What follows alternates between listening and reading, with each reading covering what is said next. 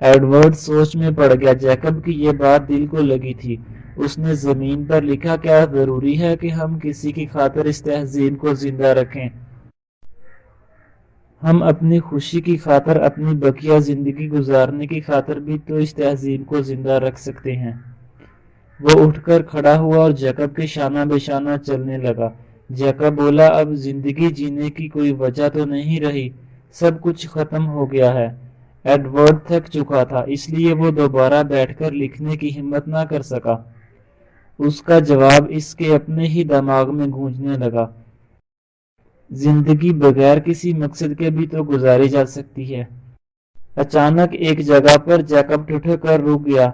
وہ اسی لڑکی کی لاش کے قریب کھڑا تھا جس کا ایک بازو کل ایڈورڈ کھا چکا تھا اور جسے اس نے باقیوں جیسی سمجھ کر دوسری لاشوں کے ساتھ ٹیک لگا کر بٹھایا تھا۔ اس سے معافی مانگی تھی، اس کے ساتھ باتیں کی تھی۔ جیکب رک کر ایڈورڈ کو دیکھنے لگا۔ ایڈورڈ اسے نظریں چرانے لگا۔ جیکب بولا، تمہاری یہ چوری بتا رہی ہے اس کا یہ حشر تم نے کیا ہے۔ ایڈورڈ چند لمحے اسے دیکھتا رہا، پھر افسردہ انداز میں اس بات میں سر ہلانے لگا۔ وہ ہاتھوں کے اشاروں سے اسے بتانے لگا، اس کے الفاظ اس کے دماغ میں گونجنے لگے، مجھے سخت بھوک لگی تھی۔ اچانک جیکب قہقہہ مار کر ہنسنے لگا۔ اس کے قہقہوں میں عجیب سی خونخواری تھی۔ ایڈورڈ نے اشارے سے پوچھا، تم کیوں ہنس رہے ہو؟ جیکب بولا، مجھے خوشی ہے کہ میرا دشمن لفظوں سے محروم ہو گیا ہے۔ تمہارے الفاظ ہی تو تھے جس نے کلارا کو اپنا اسیر بنا لیا تھا۔ اسے تمہارے ساتھ دیکھ کر میں روز اذیت سے گزرتا تھا، روز تمہارے کمرے کا چکر کاٹتا تھا۔ کاش ان دنوں اگر تم اپنی بولتی سے محروم ہو جاتے تو میں کیمپ کے سب لوگوں کو پارٹی دیتا۔ ایڈورڈ بے بسی سے اسے دیکھنے لگا۔ وہ رتی برابر نہیں بدلا تھا، لیکن وہ اس کا مذاق اڑانے کے باوجود اس سے نفرت محسوس نہیں کر رہا تھا۔ وہ اس کی ٹانگوں کے لیے ایک ماں کی طرح فکر مند تھا۔ کبھی کبھار ایڈورڈ خود کو پاگل سمجھتا کہ اپنے دشمن کو محبت کون کرتا ہے۔ تھوڑی دیر بعد جیکب نے حقارت سے اس لڑکی کو ٹھوکر ماری اور بولا، اچھا ہوا مر گئی، اس کا یہی انجام ہونا تھا، کاش تم اسے پورا کھا جاتے، ویسے تم اس کا گوشت بھون کر بھی تو کھا سکتے تھے۔ کیا تم بھول گئے تھے کہ انسان نے سب سے پہلے آگ کہاں سے اور کیسے دریافت کی تھی؟ جیکب کی یہ بات معنی خیز تھی، واقعی وہ گوشت کو بھون کر بھی تو کھا سکتا تھا۔ کیا 2 ماہ انسانی گوشت بغیر بھون کر کھانے سے وہ کچے گوشت کا عادی ہو گیا تھا؟ وہ پریشان ہونے لگا۔ اس نے اشاروں سے پوچھا، تم اس لڑکی کو کیسے جانتے ہو؟ جیکب بیزاری سے بولا، زمین پر لکھو، مجھے سمجھ نہیں آ رہی تم کیا کہہ رہے ہو۔ ایڈورڈ زمین پر بیٹھ کر لکھنے لگا، تم اس لڑکی کو کیسے جانتے ہو اور اب تک تم کہاں رہے تھے؟ کلارا کا آخری انجام کیا ہوا؟ کلارا کے ساتھ آخری انجام کے الفاظ لکھتے ہوئے اس کے ہاتھ کانپنے لگے تھے۔ زمین پر لکھے الفاظ پڑھ کر جیکب ایک طرف چلنے لگا۔ ایڈورڈ اس کے شانہ بے شانہ چل رہا تھا۔ تھوڑی دیر بعد جیکب بولا، ہم اپنے بحری بیڑے میں موجود تھے، حالات سنگین تھے، دنیا تباہی کی زد میں تھی۔ ایک دن اطلاع ملی کہ سونامی طوفان چند کلومیٹر دور رہ گیا ہے۔ یہ سن کر بیڑے پر ہلچل مچ گئی تھی۔ تمام بڑے بڑے لیکن خود غرض افسران ہیلی کاپٹر اور جہازوں پر بیٹھ کر نکل رہے تھے۔ مجھے نفرت ہے ان سب سے، ساری عمر ان کے لیے جان کھپاتے ہیں اور جب مرنے کی باری آتی ہے تو ہمیں آگے کر دیتے ہیں۔ میں جلدی سے اپنی ہیلی کاپٹر میں آیا اور اڑان بھرنے لگا۔ شاید کلارا کا جہاز کوئی دوسرا لے گیا تھا، یا شاید وہ سوچ کر ہیلی کاپٹر میں آئی کہ ہیلی کاپٹر بآسانی محفوظ جگہ پر اتر سکتا ہے۔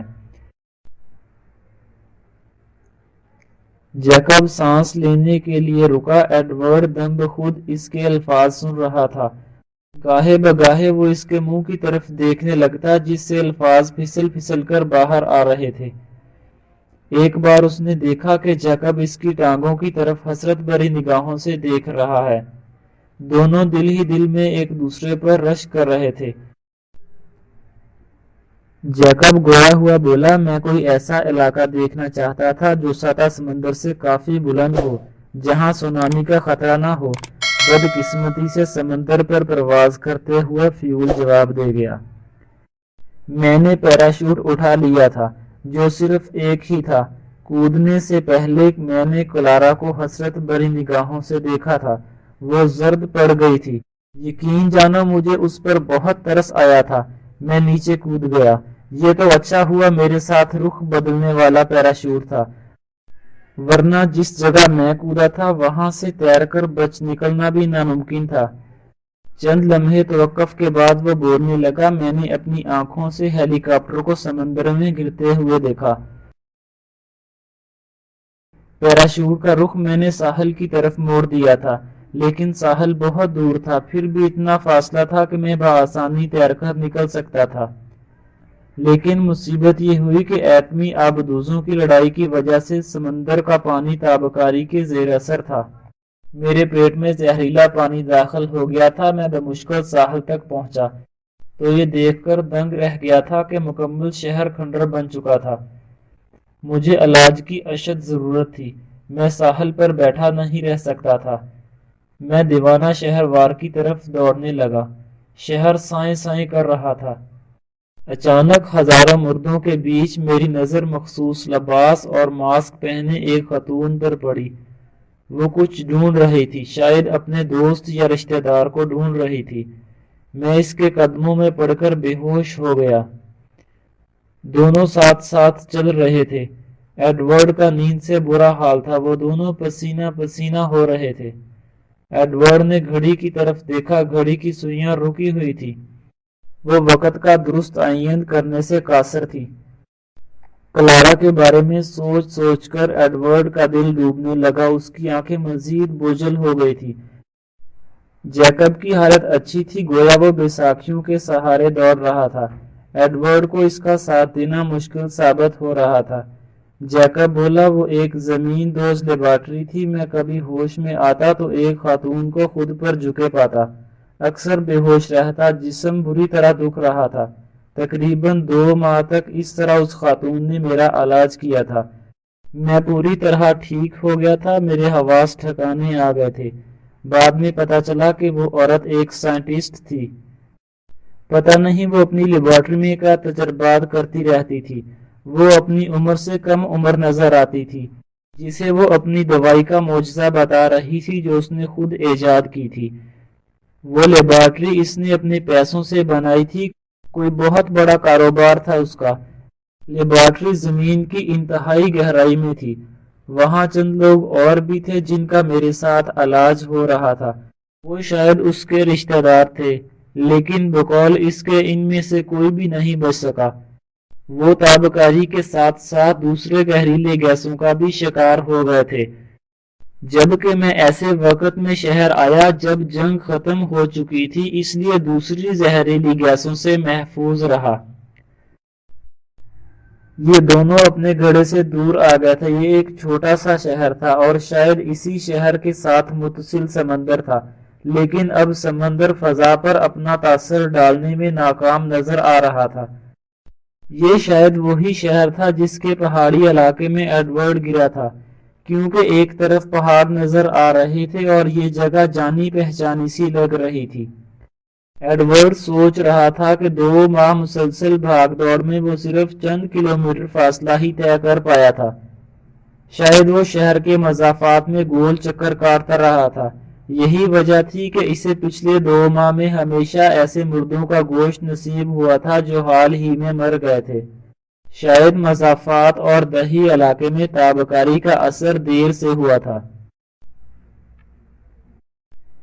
जैकब तबाहशुदा इमारतों में से गुजरता हुआ एक खुली जगह में आया। यहाँ एक छोटा सा मकान बना हुआ था जो अब मलबे में तब्दील हो चुका था। मकान के सहन में एक जगह जमीन पर एक बड़ा सा तख्ता बिछा हुआ था।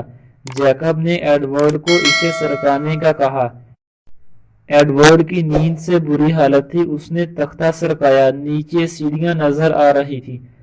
वो दोनों सीढ़ियां उतरते चले गए। जैकब बोला, ये लेबॉर्ट्री इंतहाई गहराई में वाक़या है।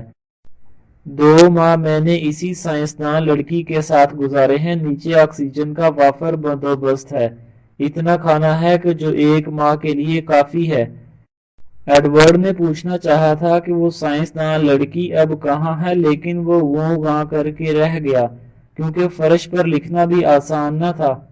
वो दोनों कई दरवाजे गुजरे, आखिर एक बड़े हाल में पहुंच गए।